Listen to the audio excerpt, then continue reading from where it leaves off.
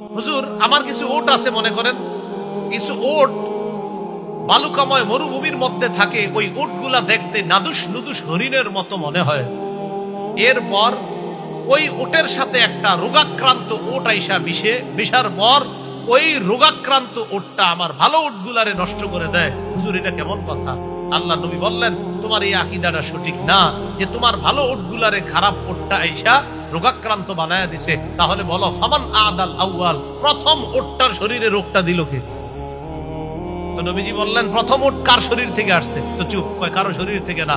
এই যে প্রথম উটে যেহেতু কারো শরীর থেকে আসে নাই, অতএব ছোঁয়াছে রোগ বলতে কিছু নাই। রোগ নিজে কারো শরীরে যেতে পারে না, আল্লাহ যদি দেয় তাহলে ওই রোগ অন্য শরীরে যেতে। এটা বলার পর নবী বললেন, ওয়ালা তিয়ারাতা, কুলক্ষণ বলতে কিছু নাই। পাখি বাম পাশে উড়ার মধ্যে কোনো অশুভ লক্ষণ নাই। আরবরা সফরে বের হলে তারা পাখির দিকে তাকাইতো। ইদা তারা আন ইয়ামিনিহি ইস্তাবশারু বিহি, পাখি যদি ডান পাশ দিয়ে যাইতো, ডান পাশ দিয়ে যাওয়ার সময় তখন তারা মনে করতো ইস্তাবশারু বিহি, হ্যাঁ এটা একটা ভালো লক্ষণ, সফরে তারা যাইতো। ওয়া ইদা তারা আন ইয়াসারিহি তাশাআমু বিহি, আর যখন তারা দেখতো যে পাখি বাম পাশ দিয়ে যায়, তখন তারা এটাকে কুলক্ষণ গ্রহণ করতো, যে না সফরটা বেশি ভালো হবে না, সফরটা কি হবে না, বেশি ভালো হবে না।